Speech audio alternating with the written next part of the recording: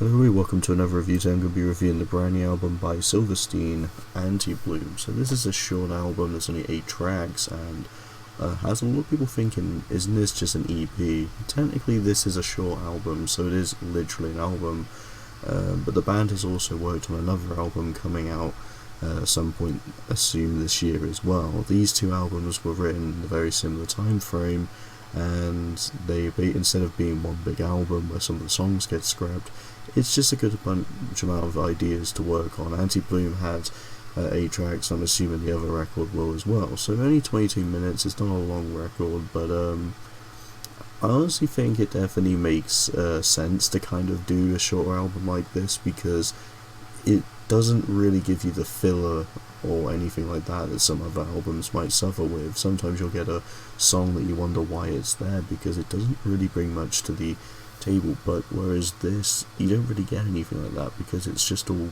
consistent. But we'll go through the tracks and I'll summarise my opinion at the end of the video. So we start with Mercy Mercy. This one's a great, fun, energetic post-hardcore hard rock song. It just generally brings in what I like about Silverstein. I just love the uncleans, I just love the heaviness. Mercy's just catchy, it's a fun, amazing song, and yeah, Mercy's great. I like this one a lot. Don't Let Me Get Too Low, this was one of the singles. I think it was the only one I listened to before going into the record, because it got recommended to me when I was skimming through different artists, and I like this one a lot. I think the chorus is great, I just love the energy this one has, and it definitely feels like a classic Silverstein song. I like this one, I'd probably say more than Mercy Mercy, just a tiny bit, but these two songs are still fantastic, and I'm liking the sounds of these. We get Confession, one of the singles, and yeah, like, this one's still pretty good. I like the this one plays a little bit more into the kind of more casual, less heavy sound, but you still get some great energetic moments, and I think they really nailed this one again as well. I like this one quite a lot, and yeah, 3 for 3, we're doing well on this short album. We have A Little Fight, which is really interesting because it's a song that just has this really nice groove to it, and it has a build up, and that's kind of the song. It's quite short, and I honestly wish they actually made this longer, because it sounds great. I honestly think it's one of the more catchy songs on the record, and by the time it really goes anywhere, it's just kind of build up towards the end. It's nice for being a little song, but I kind of wish there was more to it. It definitely had a lot of potential, and I think they just need to make it a bit longer, but still good. Skin and Bones, I think this was the lead single. This one's great, just an energetic, blast heavy opening of the song, and it just kind of goes into a more casual, grounded Silverstein experience. I like this one a lot as well. I Will Destroy This is catchy, is another monster of a track.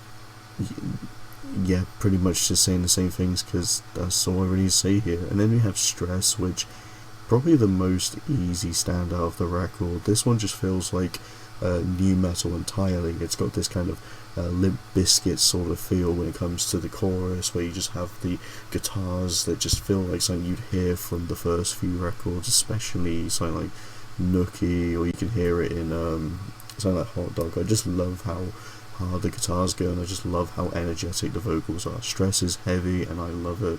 The new metal blend was unexpected, and I think it generally works well for the band.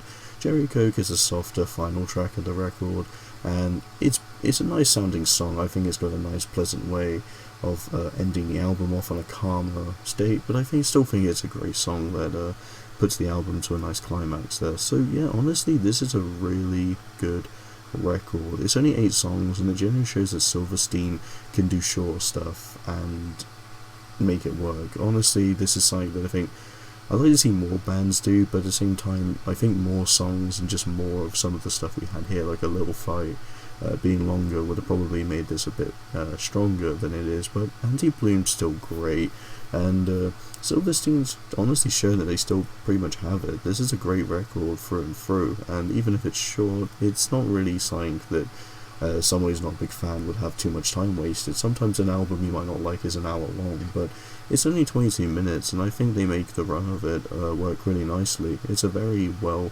varied record. I think every song is quite distinctive, they're quite fun, and they bring a lot of unique elements to it, and I think it wraps up to being a pretty strong record. So I would give this one a 4 out of 5. I genuinely was quite surprised with it, and I think it's definitely interesting, and I'm really curious now to see what the other record is. I believe it's called Pink Moon. I remember it being Pink Sign, so I'm pretty sure Pink Moon is the other one, but if this one's like that, I'm curious to see what Pink Moon is like, because this has generally been really good. And that's all I have to say, so thank you so much for watching, and see you in the next video.